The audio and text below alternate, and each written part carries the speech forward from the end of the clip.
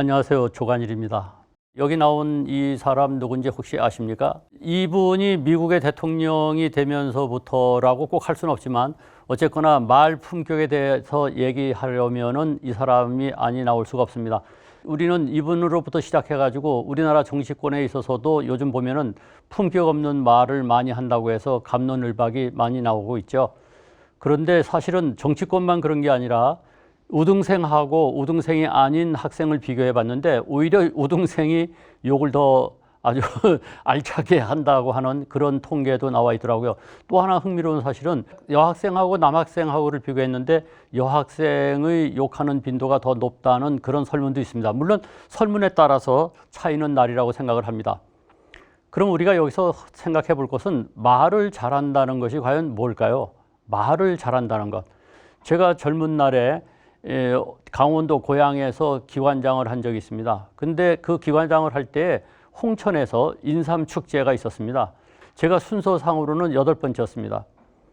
그날이 굉장히 추웠어요. 그렇다고 해서 내복을 입을 정도의 날씨는 아니라고 생각해서 그냥 그 신사복을 입고 행사장에 참석을 했는데 그 단상에 앉아서 이렇게 보니까 첫 번째 나가서 스피치 하는 분이 어떻게 말씀을 하시느냐. 우리가 흔히 듣는 그대로의 스피치 스타일입니다. 친애하는 인삼농가 여러분 하면서 시작이 됐어요.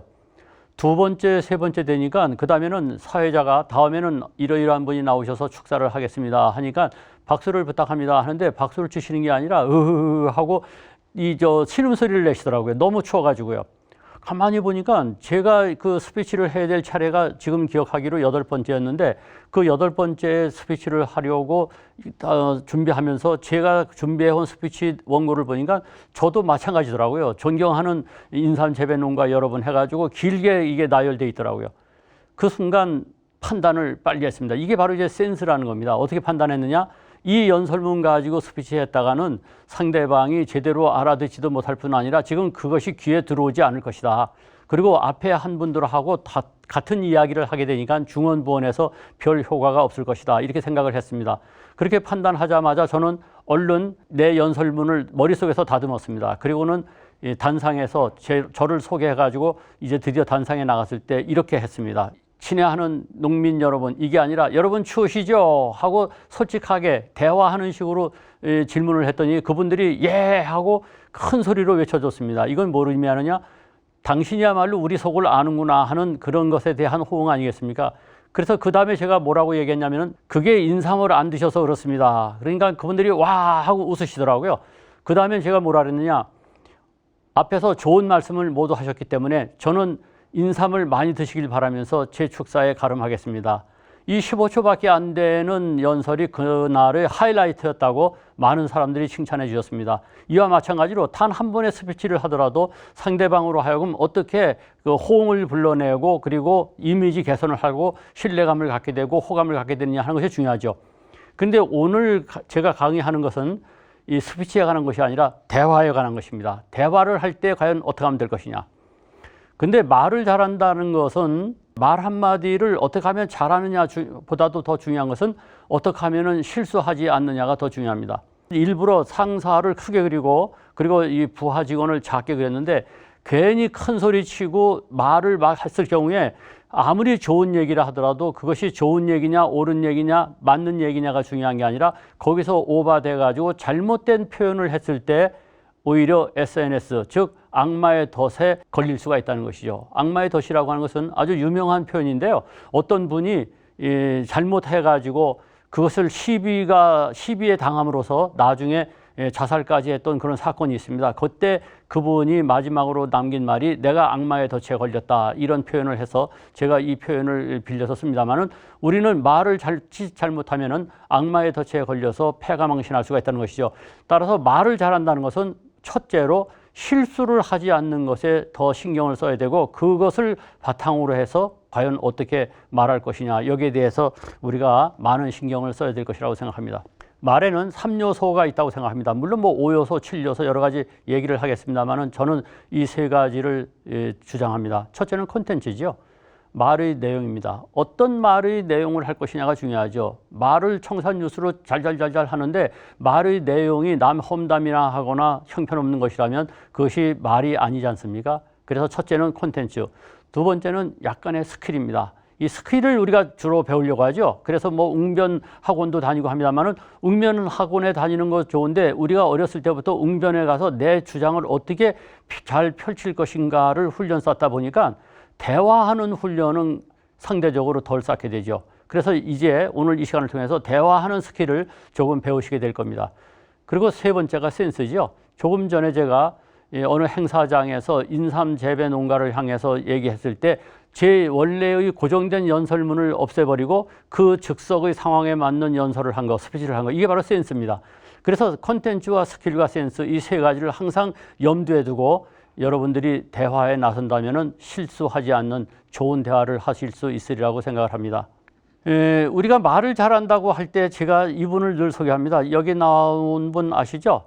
오징어 게임의 오영수 씨입니다. 이분이 오영수 선생님이 얼마 전에 텔레비전에 나오셨어요. 나오셔가지고 그 오징어 게임에 얽힌 이런 얘기를 하시는데 참 이분 구수하시더라고요. 지금 이 모습에서도 보실 수 있듯이 뭐 넥타이를 매신 것도 아니고 그냥 자연스러운 평소에 입고 계시던 그런 옷을 입고 그냥 자연스러운 모습으로 나오셨어요. 마치 이웃집 아저씨 같으죠?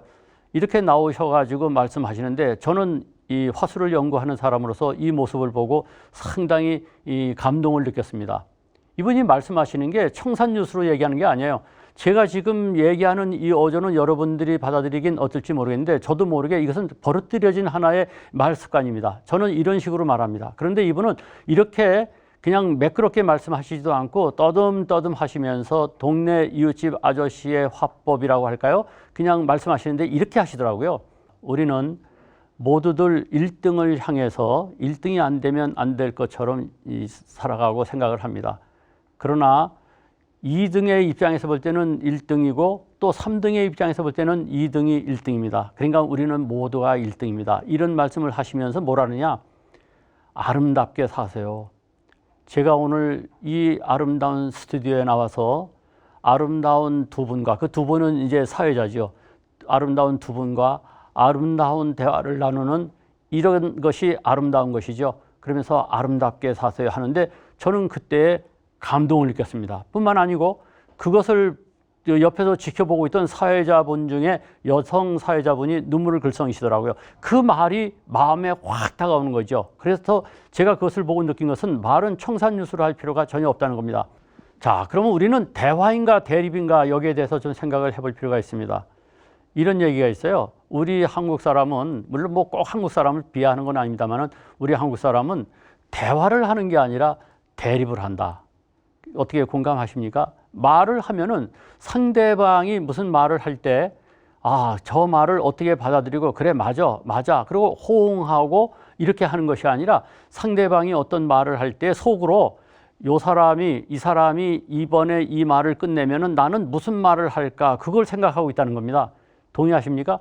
저만 하더라도 그 얘기를 듣고 가만히 생각해 보니까 실제 그렇더라고요. 상대방이 무슨 말을 하면은 그 사람이 말하는 것에서 문제점을 찾으려고 자꾸만 하더라고요. 버릇이 그렇게 돼 있어요. 문제점을 찾아서 그 사람이 말이 끝나기도 전에 또는 말이 끝나자마자 아니야 그게 아니고 이건 뭡니까? 대화가 아니라 대립이죠. 말이라고 하는 것은 대화라고 하는 것은 주거니 받거니 하는 거 아니겠습니까? 대화는 주거니 받거니 이걸 잊지 마십시오. 그냥 주면은 받는 겁니다. 야, 내가 이번에 이러이러한 일이 있었어 하면은 그 이야기를 받는 거예요. 받는다고 하는 것은 수긍하는 거죠. 그랬어? 이렇게 되는 게 아니라 그래가지고 또 나는 이번에 이러이러한 것을 이렇게 생각해 하면은 그렇게 생각하는구나. 그렇구나. 그랬어? 이게 아니라 아니지. 그게 아니지 하고 꼭 대립하고 반발을 한다는 겁니다. 대립을 하지 않고 대화를 하려면 우선 무엇부터 고쳐야 되느냐? 마음보부터 고쳐야 됩니다. 그래서 제가 즐겨 쓰는 표현이 화술보다는 심술이라고 하는 표현을 씁니다. 화술은 말의 기술이죠. 그런데 심술은 뭐냐? 우리가 심술 맞다고 하는 그런 심술이 아니라 마음의 기술을 먼저 확보해야 됩니다.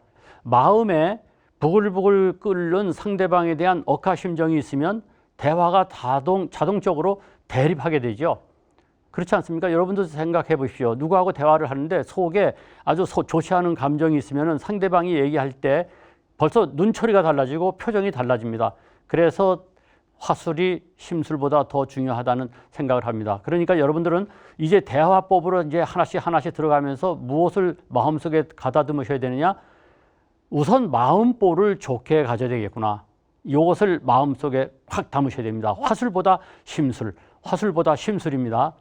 그리고는 한 가지 이제 또 팁을 드린다면 말을 좀 천천히 하셔야 됩니다. 저는 지금 방송 강의이기 때문에 말을 상당히 좀 빨리 하고 있는데 대화를 할 때 이렇게 빨리 할 필요는 없습니다. 대화를 할 때는 말을 천천히 하는 게 좋습니다. 적어도 7가지의 효과가 있습니다. 첫째는 천천히 말하면 목소리가 낮고 정중해집니다. 여러분 그렇지 않습니까? 나는 말이죠. 이렇게 얘기하면은 당연히 정중해지지 않죠. 두 번째는 품격 있게 됩니다. 품격이 없는 사람이 말을 빨리 하지 품격 있는 사람은 말을 천천히 합니다. 연속극을 보더라도 드라마를 보더라도 회장님이라든가 사장님이라든가 이 전문가로 있는 사람은 말을 천천히 하는 배역을 봐도 알 수 있지 않습니까? 따라서 천천히 말하면 품격 있게 보입니다. 세 번째는 천천히 말하면 설득력이 있습니다. 사기꾼이 말을 빨리 합니다. 사기꾼은 뭐냐? 자기 마음속으로 빨리 상대방을 설득하려는 조급심이 있기 때문에 말을 빨리 하게 됩니다. 말을 빨리 하려고 하는 것은 그만큼 뭔가 지금 자기에게 컴플렉스가 있는 겁니다. 그래서 말을 천천히 하는 것, 대화할 때는 말을 천천히 하라는 것, 그러면 설득력이 높아집니다. 네 번째는 감정이 조절됩니다. 말을 천천히 하면 당연히 감정이 조절됩니다. 천천히 하는 그 박자에 맞춰서 감정의 파고도 천천히 흐르지 않겠습니까? 그렇기 때문에 감정이 조절됩니다. 다섯 번째는 말 실수를 줄입니다. 한 템포 늦게 말하면 생각하면서 말을 하게 되니까 당연히 말 실수를 줄일 수 있겠죠. 여섯 번째, 말을 천천히 하면 좋은 목소리로 느껴집니다. 이게 참 재미난 효과예요. 탁성인 사람도 목소리가 쉰 사람도 말을 천천히 하면 상대방이 약간의 착각을 일으킵니다. 목소리가 좋다고 생각한다는 겁니다. 그게 왜 그러냐면은 설득력이 높고 품격 있게 보이기 때문에 말의 목소리가 좋게 느껴진다는 거죠. 그리고 일곱 번째는 천천히 말하면 말을 잘한다는 인상을 줍니다. 이게 마지막 결론이죠. 우리가 오늘 대화법을 배우려고 하면서 한 가지 마음속에 꽉 담아둘 것은 앞으로 누구하고 대화를 할 때는 말을 천천히 하라는 것. 아까 말씀드린 것은 화술보다 심술이라고 했죠. 마음속에 심보를, 좋은 심보를 가지고 대화를 해야 되겠다는 것을 마음속에 콱 담아놓고 이제 두 번째로 나는 말을 천천히 할 거야. 이것을 결심하십시오. 그리고는 대화를 할 때 절대로 조급하게 말씀하시지 말고 한 템포 늦게 천천히 말씀하십시오. 이 얘기를 했더니 어떤 분이요, 말을 천천히 하면 답답하다 그러더라고요. 답답할 정도로 천천히 할 필요는 없지 않습니까? 그러나 말을 천천히 듬직하게 품격 있게 하시기 바랍니다. 이렇게 하면은 말을 잘하는 효과를 듬뿍 누릴 수가 있습니다. 다음은 이제 짜증 화법에 대해서 말씀드릴게요. 누구하고 얘기를 해보면 짜증스러울 수가 있죠. 나 그 친구하고 말하면 말이야, 아 정말 재수없어, 밥맛이야, 짜증나, 이런 경우 있죠. 그런 경우 아마 많을 겁니다. 그 짜증스럽다고 하는 것이 왜 그런 경우가 나타날 것인가를 4가지의 원인을 꼽아냈습니다. 이게 바로 짜증 화법의 특징입니다. 첫째는 말을 가로채는 거죠. 제가 얼마 전에 아들 녀석하고 대화를 나누는데 막 대화를 나누다가 갑자기 아들 녀석이 말이죠, 아버지 제발 좀 말 좀 가로채지 마세요 그러더라고요. 제가 화법을 연구하는 사람인데도 불구하고 나도 모르게 아들이 얘기하는데 중간에 말도 안 되는 소리라고 탁 낚아채가지고 이 허리를 자른 거죠.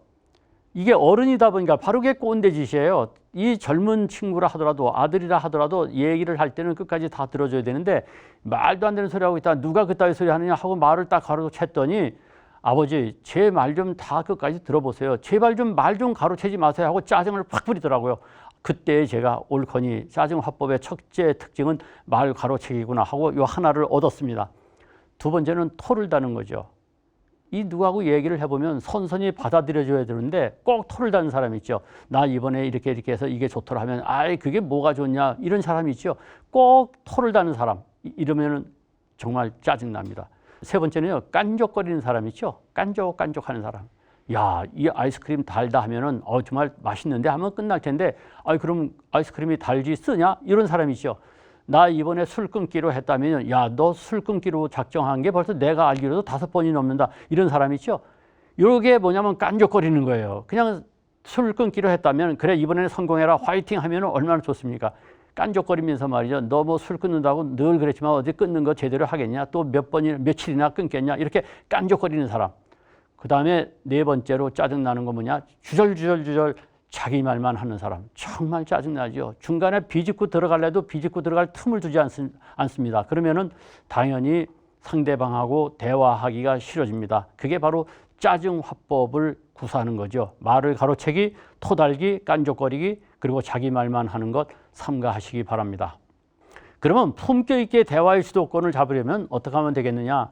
화술의 선수들은 질문으로 대화의 주도권을 잡습니다. 자기가 애써서 많은 말을 할 필요가 없습니다. 한번 생각해 보세요. 누구하고 대화를 하는데 상대방이 말이죠. 뭐 어떻게 자기 이야기를 합니다. 거기에 대해서 야 그건 말도 안 돼 하고 토를 달거나 깐족거리거나 할 것이 아니라 질문을 넌지시 던지는 거예요. 그래가지고 그게 어떻게 됐지?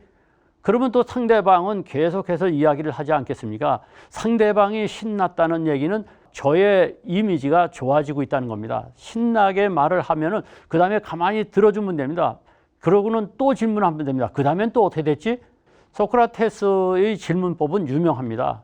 끊임없이 제자들하고 질문을 했죠. 그 다음엔 어떻게 됐지? 그건 어떻게 된 거지? 이것은 뭐지? 그러면 맨 마지막에 제자가 그거는 모르겠습니다 하면 그래도 너는 네 자신이 모른다는 것을 아니까 다행이다. 이렇게 얘기했다는 것이죠. 그래서 나온 것이 너 자신을 알라라고 하는 그 유명한 어록입니다. 그래서 선수들은 질문으로 대화합니다. 요 밑에 나온 글자 보면은 질문, 맞장구, 경청 이렇게 돼 있죠. 이 질문, 맞장구, 경청 요걸 마음속에다가 잘 담아두시면요. 중심이 돼가지고 대화를 끌어갈 수가 있습니다. 품격 있게 주도권을 잡을 수가 있습니다. 그러니까 조금 전에 말씀드린 대로 질문을 턱 던지고 상대방이 뭐라고 얘기하면은 그랬어? 야 신났겠네? 좋았어. 이렇게 맞장구를 쳐주고 그 다음에 또 잘 들어주고 또 맞장구 치고 경청하고 이런 식으로 이 질문과 맞장구와 경청을 돌아가면서 활용하면 품격 있게 대화의 주도권을 잡는 멋진 사람이 될 수 있다고 확신을 합니다. 자, 그 다음에는 서먹한 사람하고는 어떻게 대화를 해줄지 모르겠다는 사람이 의외로 많더라고요. 실제로 모 방송사에서 아주 인기리에 방송했던 것 중에 연애의 맛이라는 게 있었습니다. 근데 그때 놀란 장면을 봤는데 우리가 연예인이라고 하면은 수많은 대중들 팬들하고 어울리고 이런 카메라 앞에서 좀 이 연예 활동을 했던 그런 분들이기 때문에 넉살이 좋게 대화를 잘 끌어갈 줄 알았어요. 무슨 말을 해야 좋을지 몰라서 손을 만지작거리고 말이죠. 눈을 마주치질 못하고 그러더라고요. 잊지 마십시오. 서먹한 사람과 대화하는 요령을 5가지를 제가 만들어서 여러분에게 오늘 공식으로 소개를 합니다. 이것만 아시면요. 어디 가셔서도 서먹한 사람 또는 처음 만나는 사람하고 얼마든지 좋은 대화를 할 수가 있습니다. 결혼식장에 가서도 그렇죠. 결혼식장에 호텔 같은 데 결혼식에 가면은 큰 원형 테이블에 낯선 사람들이 축하객들이 모입니다. 그러면 서로 눈총을 얻다가 눈초리를 얻다가 줘야 될지 모르고 시선을 갖다가 얻다가 줘야 될지 몰라가지고 전전긍긍하면서 말도 못하고 괜히 쭈뼛거리죠. 그럴 때 간단합니다. 우선은요 인사를 하는 거예요. 안녕하세요. 넉살이 좋아야 됩니다. 이 대화를 잘 하려면 넉살이 좋아야 돼. 넉살이라고 하는 게 나쁜 게 아니에요. 안녕하세요. 축하로 오셨군요. 그러면 상대방도 뭐라 그랬어요? 안녕하세요. 그러지 상대방이 말이죠. 나한테 왜 인사하십니까? 이럴 사람이 어디 있겠어요? 인사부터 하시는 거예요. 그 다음에 머릿속에 뭘 집어넣느냐? 여기 5가지를 첫 글자를 잘 보세요. 제가 만든 거 공식입니다. 생일상사오 생활에 대한 얘기를 하는 겁니다. 요즘 코로나 때문에 굉장히 참 힘들겠는데 어떻게 실례지만 코로나 잘 피해 갔습니까? 이 생활에 관한 얘기잖아요. 그러면 상대방이 얘기할 거 아니겠습니까? 제가 이 코로나 걸려서 아주 애먹었습니다. 그러면 아까 제가 말씀드린 질문, 맞장구, 경청이라 그랬잖아요. 질문을 던지는 거예요. 코로나 걸리셨군요. 근데 어떻게 증세는 괜찮았습니까? 이게 질문이죠. 그러면 상대방이 말이요. 말씀 마세요. 저희가 뭐 친구들은 쉽게 넘어갔다는데 전 굉장히 고생해가지고 이렇게 하면 그때마다 그러셨군요. 고생하셨겠네요. 맞장구 치면서 잘 들어주는 겁니다. 그 다음에 그 양반이 얘기하면서 말이죠. 좀 뭐 하다가 하면은 또 질문하는 거죠. 그런데 뭘 먹으니까 제일 증세가 좋아지던가요? 얼마든지 생활에 대해서 얘기를 할 수 있지 않습니까? 그래서 서먹한 사람하고 대화할 때 첫 번째는 생일상사오의 생, 두 번째는 일에 관한 얘기를 합니다. 직업에 관한 얘기죠. 요즘 하시는 사업은 잘 되십니까? 하고 질문하면은 말도 마세요. 요새 말이요 엄청 불황입니다. 뭐 코로나도 코로나지만 뭐 물가가 뛰고 하면 거기에 대해서 또 질문하면서 얼마든지 대화를 끌어갈 수 있잖아요. 생일, 상은 뭐냐? 상황에 대해서요. 상황. 와, 여기 결혼식장이 굉장히 좋네요. 여기 좀 처음 와봤는데 결혼식장 분위기가 굉장히 좋군요. 뭐, 이 분위기, 카페 같으면 말이죠. 이 카페 괜찮은데요? 커피 맛 좋은데요? 어떻게 생각하세요? 또 질문하는 거죠. 그러면 상대방도 말이죠. 예, 커피 좋습니다. 어디 카페 중에서 말이요. 이 머리에 남는 좋은 것, 멋있는 것도 있으면 소개해 주시겠어요? 얘기가 얼마든지 주고받을 수 있지 않습니까? 상황에 대해서 얘기하는 것이죠.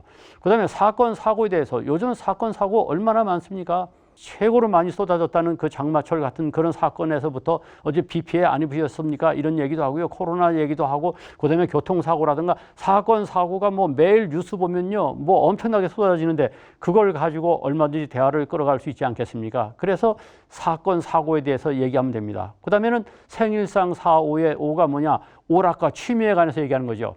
오락가 취미가 뭐세요? 전 골프를 좋아합니다. 아유, 골프. 저는 어쩌다가 골프를 못 배웠는데 골프가 어떤 재미가 있습니까? 또 질문하는 거예요. 그러면 상대방은 골프의 재미에 대해서 또 설명을 하실 겁니다. 그때 말이죠.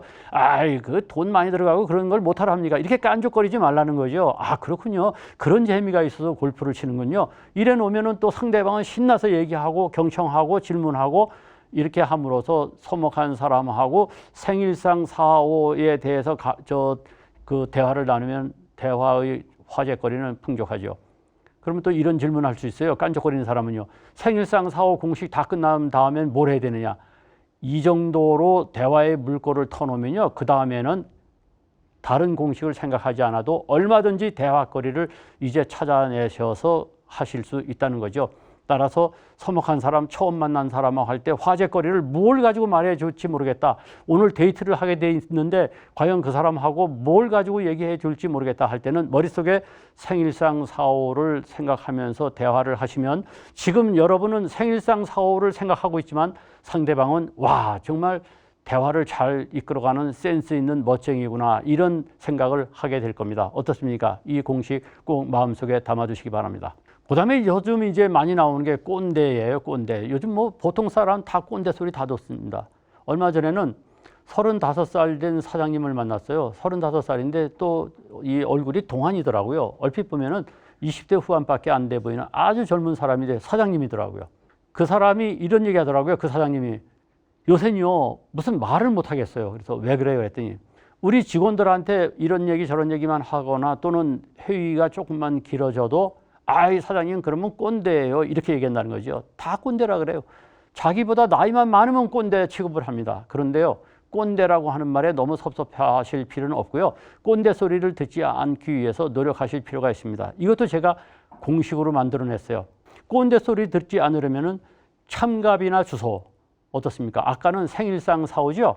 이번에는 참갑이나 주소. 참견하지 말라. 쓸데없는 참견을 많이 하죠. 쓸데없는 참견을. 그러니까 싫어하는 겁니다. 지하철 타고 제가 오늘 방송하기 위해서 오는데도요. 거기에 어떤 연세 많으신 분이 젊은 사람들이 뭐 하니까 그건 뭐예요? 그거 참견하시는 거죠. 요즘은 그런 걸 엄청 싫어합니다. 낯선 사람이 쓸데없는 참견하면 당연히 속으로 꼰대 이렇게 되는 거죠. 두 번째는 가르치려고 하지 마세요. 요즘 젊은 사람은 단군 이래의 스펙이 가장 좋다는 것이요. 정말 똑똑합니다. 우리가 젊은 사람들을 우습게 보는 경향이 없지 않아 있지만 그 젊은 사람들을 내 젊었을 때하고 비교하면 보통 똑똑한 사람들이 아닙니다. 그리고 또 한 가지는 뭐냐. 한번 우리가 젊었을 때에 나이 많은 사람이 참견하거나 가르치려고 하면 그게 귀에 들어오던가요? 그렇기 때문에 젊은 사람에게 쓸데없이 가르치려고 하지 마세요. 그 다음에 B는 뭐냐. 비난하지 말라. 이게 비난하지 않는 것이 굉장히 중요합니다. 제가 얼마 전에 신문을 봤는데 유대인들이 왜 그렇게 이 전 세계를 주무르는가 그 교육 방법에 대해서 나왔는데 한 가지 감동스러운 게 뭐냐면 유치원생이 아침에 집을 나설 때 부모가 그 어린 꼬마에게 하는 첫 번째 당부의 말이 유치원에 가서 남 험담하지 말라고 하는 것이 유치원생 부모들의 첫 번째 당부라는 겁니다. 근데 우리는 뒷담화하는 거 사실 뒤에서 험담하는 거 속이 후련하고 좋지요. 그러나 험담하면 할수록 꼰대가 된다는 거 잊지 마십시오. 험담하지 마시기 바랍니다. 그다음에 그 다음에는 참갑이 나는 나 때는 말이야. 이거 말씀하지 마세요. 나 때는 말이야. 이게 바로 라떼 이즈 호스 해가지고 요즘 젊은 사람들이 나 때는 말이야. 라떼 커피를 갖다가 빙자해가지고 비유해가지고 이 라떼는 말이야 그러죠. 그래서 나 때는 옛날 얘기 하시지 말라는 거죠. 귓등으로도 듣지 않습니다. 그 다음에 주절주절 말을 많이 하지 마시고 그 다음에 소리를 높여서 꽥꽥 소리 지르지 말라는 것. 이 참갑이나 주소 6개에 해당되면 바로 꼰대라고 하는 것을 인식하시기 바랍니다. 그러면 라떼 화법과 제가 에스프레소 화법이라고 하는 것을 개발해서 발표했는데 라떼 화법은 어떤 거냐? 여기 나와 있죠. 5가지가 과장된 자기자랑, 시시껄렁한 정보가 안 되는 추억담, 비난, 실책하는 것, 그 다음에 일방적인 설교, 길게 반복하는 것. 이게 바로 라떼 화법이에요. 라떼 화법을 이제부터 버리시고 예스 플리즈 화법으로 바꾸는 겁니다. 에스프레소입니다. 누가 얘기하면요. 젊은 사람이 얘기하면요. 예스. 그래 맞다. 아유 옳거니 참 좋았어. 이렇게 긍정해 주라는 거죠. 그걸 말이야 그건 아니고 나 때는 말이야 이렇게 하니까 꼰대가 된다는 거죠. 그러니까 예스 맞았어. 옳거니 좋은 생각이야. 어떻게 그렇게 좋은 생각을 했어. 이렇게 긍정해 주자는 거죠. 그리고는 플리즈는 뭡니까? 가르치려고 하지 말고 제의하는 거죠. 내 생각으로는 이렇게 하는 게 어떨까 싶네. 이게 플리즈지요. 그리고 플리즈라고 하는 게 뭡니까? 겸손 화법이죠. 겸손하게 가르치려고 하지 않고 제안하는 화법을 하라는 겁니다. 그러니까 이제는 비록 라떼 커피를 마시고 있지만 머릿속에는 에스프레소를 생각하시면서 예스 플리즈 이 화법을 사용하시면 분명히 상대방으로 하여금 이분은 연세가 많으신데도 불구하고 절대 꼰대가 아니다. 대화의 상대가 된다고 하는 그런 평가를 받으실 수 있을 겁니다. 꼰대를 점검해보는 5가지 항목입니다. 우월적 지위는 잊어라. 이젠요. 내가 팀장이니 부장이니 하는 것, 사장이라고 하는 것, 리더라고 하는 게 오히려 짐이지 권력이 아닙니다. 우월적 지위는 잊어버리셔야 됩니다. 내가 지위가 높기 때문에 내 맘대로 얘기할 수 있다고 하는 생각을 한다면 그건 꼰대입니다. 그래서 우월적 지위는 잊으시라는 겁니다. 2번째, 황이죠. 상황이 변했음을 알라. 지금은 세상이 변해버렸어요. 저희 때는 회식을 저녁 때 할 때에 부장님이 오늘 회식이 있으니까 남으시오 하면은 영광으로 생각했습니다. 부장님이 나를 필요로 하는구나 생각했는데 지금 부장이 오늘 저녁 때 회식이 있으니까 남으시오 할 때 그걸 영광으로 생각하는 사람이 어디 있습니까? 상황이 변했음을 이해하시고 받아들이셔야 됩니다. 그 다음에 청년 시절을 돌아보세요. 청년 시절. 여러분의 청년 시절에 나이 많은 사람이 어떤가요? 제가 25살 때 취직을 해서 신규 직원이 됐는데 제 뒷자리에 앉아있는 상사가 40대 초반이었습니다. 41~42살 됐다 이런 얘기죠. 그러면 70이 넘은 제 눈으로 봤을 때에 지금 40대 초반은 정말 청년으로 보입니다. 그런데 25살인 제 신입사원의 눈으로 41~2살 된 그 상사가 어떻게 보였냐면은 우리나라가 잘 되려면 40 이상 먹은 사람들은 다 돌아가셔야 돼. 이렇게 망발을 했습니다. 그러니까 여러분들도 청년 시절 때 25살 때 20대 때에 40대 50대 된 사람들이 어떻게 보이던가요? 청년 시절을 돌아보면은 절대로 청년들에게 이래라 저래라 할 수가 없게 되어 있습니다. 그 다음에 우왕청심, 심은 뭐냐? 심판관 노릇 하지 말라는 거죠. 그건 아니야. 마치 자기가 인생사를 꿰뚫고 있는 것처럼 심판관 노릇 하지 말라는 겁니다. 그건 아니야. 그건 그렇지 않고 말이지. 이러지 마시라는 거죠. 왜냐? 그 젊은 사람들도 나름대로 놀라운 판단을 하고 있다는 걸 인정하셔야 됩니다. 그래서 심판관 노릇 하시지 말라는 것. 5번째, 원칙대로 하라는 겁니다. 이게 참 중요합니다. 원칙대로 하라. 6시 땡 하면은 근무 시간이 끝나는 것이 회사의 사규로 돼 있으면 내 밑에 있는 직원이 6시 땡 하자마자 저 퇴근하겠습니다. 소리도 안 하고 퇴근했다고 해서 그것을 버르장머리 없다든가 이상하게 보시지 말라는 거죠. 왜냐? 그게 원칙이니까요. 토요일 날, 일요일 날 카톡을 보내지 않는 것이 원칙으로 되어 있다면 보내지 않는 게 맞다는 거죠. 그것을 카톡을 열어보지 않았다고 해서 요즘 아이들은 싸가지가 없다고 생각한다면 그런 생각을 하시는 분이 싸가지가 없는 거죠.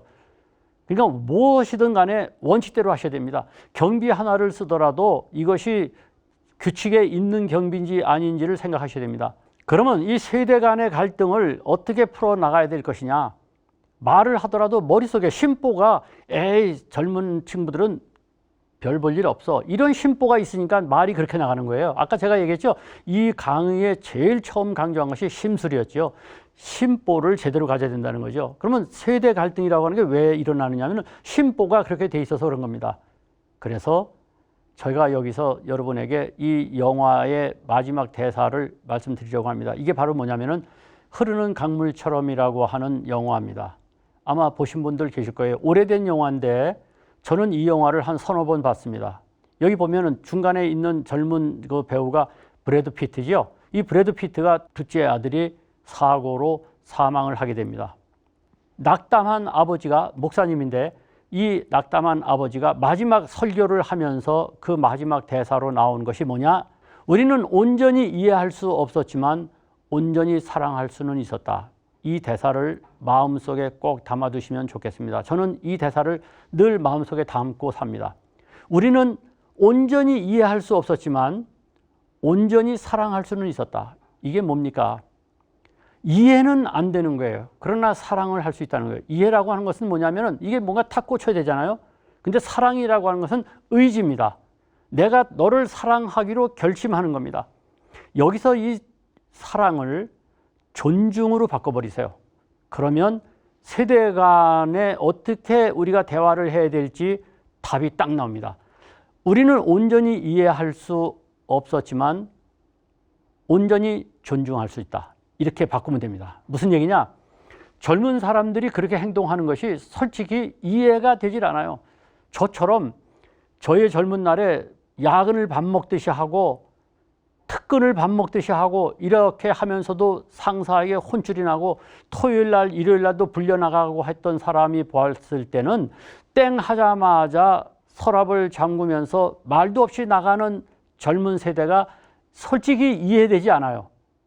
그러나 우리는 이해할 수는 없지만 존중할 수는 있다는 거죠. 그래, 너의 세대는 그것이 원칙이야 하고 존중해 줄 수 있다는 거죠. 어떻습니까? 해답이 됩니까? 그래서 신세대하고 젊은 세대하고 대화를 할 때는 이것을 꼭 마음속에 담아두고 대화를 하시기 바랍니다. 우리 집에 온 며느리가 뭔가 이해가 안 될 때는 이해할 수는 없지만 그 입장을 존중해 줄 수는 있는 거죠. 그렇게 함으로써 이 갈등을 풀어나가셔야 됩니다.